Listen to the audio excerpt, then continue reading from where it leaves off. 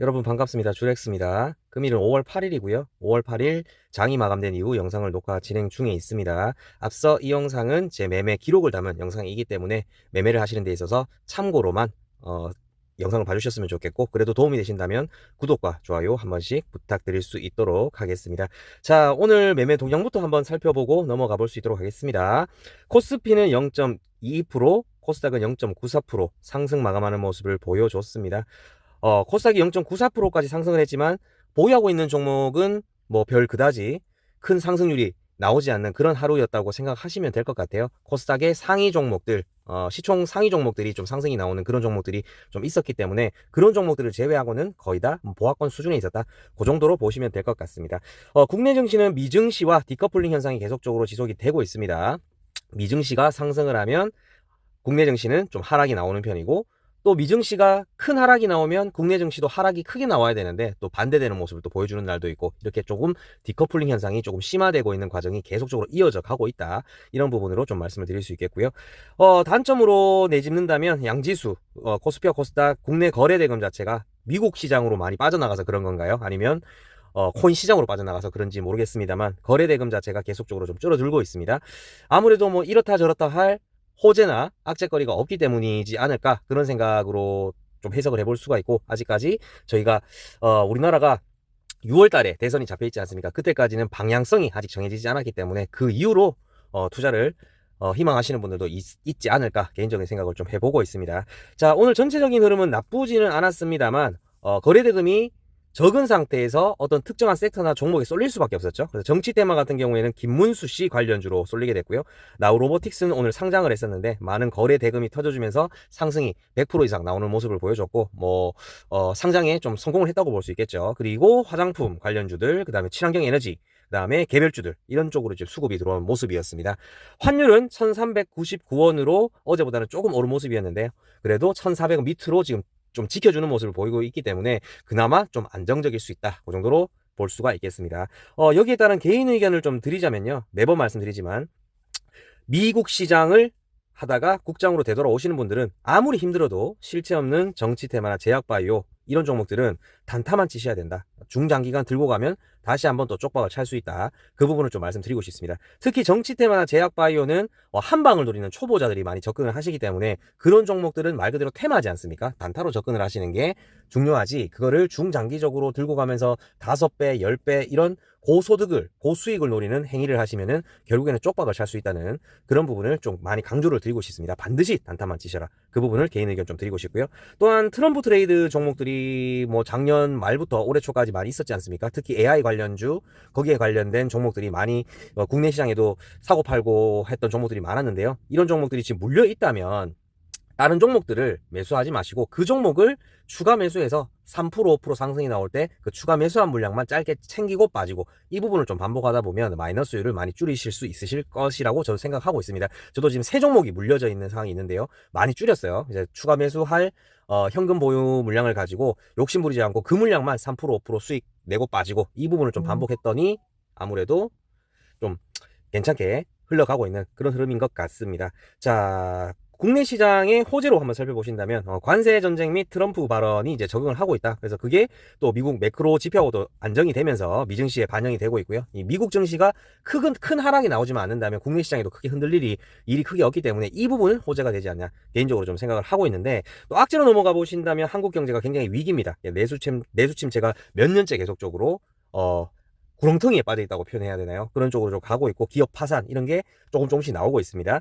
관세 전쟁 및 트럼프 발언을 적응하고 있긴 하지만 또 악재로 같이 양면성으로 볼 수가 있겠죠. 트럼프가 또 어떤 말을 하느냐에 따라서 증시가 또 흔들릴 수가 있기 때문에 호재와 악재를 동시에 지닌 양면성을 지니고 있다.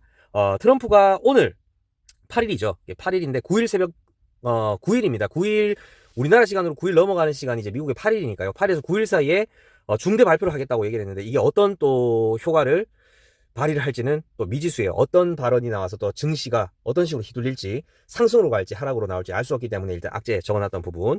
미국 금리는 5월달 동결이 됐습니다. 6월도 지금 불투명한 상황이기 때문에 그렇게 된다면 증시에는 아무래도 금리가 좀 떨어져 줘야 되는데 동결로 가거나 동결이 계속적으로 지속이 되게 된다면 그래도 중기적으로는 악재로 좀 볼 수 있다. 그 정도로 요약을 해볼 수 있겠습니다.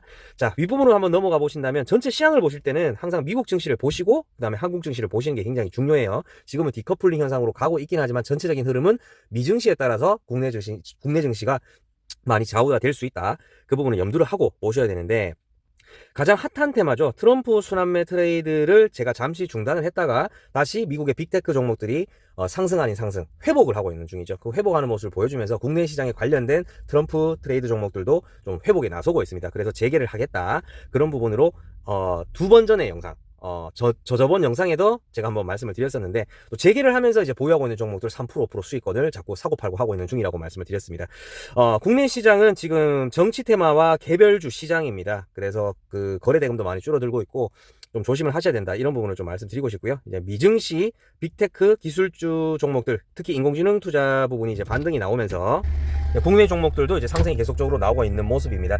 자, 트럼프 트레이드 종목 중에서 그 괜찮은 종목들, 섹터들을 좀 보신다면 제가 9가지 섹터로 압축을 해놨는데요. 조선, 방산, AI, 드론, 우주항공, 재건, 또 반도체, 일론 머스크 남북 경협까지 이렇게 정리를 해놨는데, 오늘 전체적인 흐름은 별로 뭐 크게 상승 나온 섹터도 없었고 크게 하락 나온 섹터도 없었던 것 같은데, 개별주 종목 중에서는 방산 중에서 LIG 넥스원이 매출이 굉장히 크게 나오면서 호실적이 나왔어요. 그래서 장중 22%까지 상승하는 모습을 보여줬습니다. 그리고 AI의 빅테크 AI 쪽에 보시면 네이버하고는 카카오가 급락을 했는데요. 네이버는 4.5% 정도, 카카오 그룹 같은 경우에는 3% 이상씩 하락하는 모습을 보여줬고요. 재건 같은 경우에는 제가 보유하고 있는 SG가 3% 정도 하락하는 모습을 보여줬는데, 내일까지 좀 지켜보고 다시 추가 매수 물량을 투입해서 3% 5% 수익 매도를 또 진행할 예정이다. 그 정도로 보시면 되겠습니다. 뭐 전체적인 흐름은 나쁘지 않았지만 뭐 하락 상승을 크게 한 종목들은 없었다. 그 정도로 보실 수가 있겠습니다. 그래서 호재, 악재까지도 설명을 드렸고요. 자, 광고 한번 보고 넘어가 볼 수 있도록 하겠습니다. 자, 제 영상에 제일 상단에 오른쪽에 보시면 KT망 동일품질 KT 알뜰폰이라고 나와 있는데요. KT 스카이 알뜰 유심 번호 이동에 대한 광고를 지금 현재 진행을 하고 있습니다. 말 그대로 유심만 변경을 하는 부분이기 때문에 기존 기기는 그대로 사용을 하시면서 유심 칩만 알뜰통신사로 변경을 하셔서 사용을 하시면 되겠고요. 통신사는 알뜰통신사, KT망을 쓰고 있는 알뜰통신사로 넘어가면서 요금제는 알뜰요금제로 변경이 가능합니다. 현재 요금보다 최소한 30% 이상 저렴해질 수 있다는 점 참고를 해주시고, 자, 우리 국내 시장에는 통신사가 메이저 3사가 있고요. 그 망을 임대해서 쓰는 알뜰통신사가 있어요. 메이저 3사는 SK, KT, LG가 있는데 요금이 비싸죠. 그리고 요금이 싼 이유는 싸다고 느끼실 수 있는 이유는 인터넷, TV, 휴대폰 몇 대까지 다 결합을 했기 때문에 요금을 싸게 쓰고 있는 손님들도 있을 건데, 망을 임대해서 쓰는 알뜰사는 이런 불필요한 결합 요금하고 이제 멤버십 할인 있지 않습니까? 그걸 좀 뺀 완전 알뜰한 요금이라고 보시면 되겠습니다. KT 스카이 같은 경우에는 KT망을 그대로 사용하기 때문에 통화 품질은 동일하고요.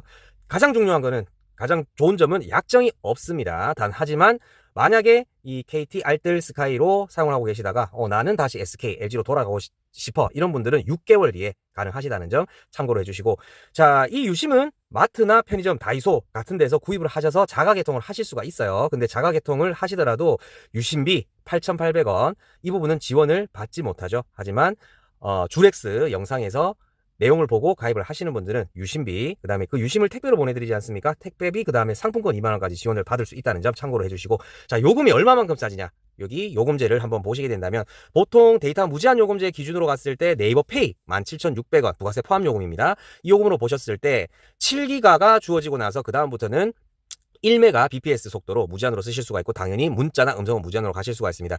더 큰 장점은 네이버 포인트가 매월 3,000원씩 제공이 되기 때문에 현금화시켜서 사용하실 수가 있겠죠. 그러면 최소한 14,600원에 이용하실 수 있다는 점, 그 부분은 참고를 하시면 되겠습니다. 그럼 이 KT 스카이 유심을 어떻게 가입을 하냐? 카카오톡 친구 찾기 물음표에 클릭을 하셔서 KT 스카이 대구를 치시게 되면 채널이 하나 뜰 겁니다. 거기 추가를 하시고 난 다음에 1대1 창으로 가입 문의를 주시게 되면 주렉스, 제가 1대1 문의를 받고 있습니다. 그 부분은 참고를 해주셨으면 좋겠습니다. 자, 5월 9일 새벽, 이 새벽이 국내 시장 내일에 이제 영향을 미칠 건데요. 이제 트럼프 발언이 어떤 식으로 작용을 할지는 좀 지켜봐야 될 문제인 것 같습니다. 아직까지 미선물은 장전 흐름이기 때문에 어떻게 예측을 하지는 못하겠고요. 기타 사항으로 넘어가 보신다면 이 부분이 좀 중요한 것 같아요. 이제 인도, 파키스탄이 지정학적 리스크가 없다가 새로 생긴 부분이기 때문에 이 전쟁 리스크가 좀 강화가 되게 된다면 또 세계적인 증시가 한번 또 흔들릴 수 있는 그런 부분이 좀 생길 수가 있다. 그 정도로 좀 말씀을 드릴 수가 있겠습니다. 그리고 정치 테마주 중에서는 인맥주는 절대 매매를 하지 마셔라. 왜냐하면 정치 테마주는 정책주가 있고요, 인맥주가 있습니다. 그래서 정책주는 그 당이 대통령 집권을 하기 전까지 그 정책주는 살아있는데, 만약에 인맥주 같은 경우에는 단일화를 해버리거나 사퇴를 해버리게 되면 그 한가 가는 건 일도 아니겠죠. 그래서 인맥주는 절대 안 사시는 게 좋다. 그 정도로 보시면 되겠습니다. 자, 보유하고 있는 종목은 저는 그 트럼프 트레이드 종목 중에서 SG, HVM, 파이오프로 이 세 종목을 가지고 있습니다. 아직까지 마이너스 구간에 있긴 하지만 추가 매수 물량을 강배팅을 해서 3%, 5% 사고팔고로 좀 반복하고 있는데, 파이브프로는 거의 다 온 것 같아요. 오늘도 한 3% 정도 상승을 했다가 또 하락하는 모습을 보여줬었는데, 파이브프로는 대충 다 온 것 같습니다. 그 정도로 봐주시면 되겠고, 자, 현대차를 중장기 종목으로 관찰하시면 좋으실 것 같은데, 현대차에 대한 설명을 앞전 영상을 참고하셔서 봐주시면 될 것 같습니다. 참고 힌트를 좀 드리자면, 이런 파란색 부분이 있지 않습니까? 이 파란색 부분이 변곡점이라는 사실, 그 다음에 배당률이 굉장히 큰 중장기 종목으로 괜찮다는 거, 그 부분을 참고를 하시면서 오늘 영상은 마무리할 수 있도록 하겠습니다. 내일 찾아뵐 수 있도록 하겠습니다. 감사합니다.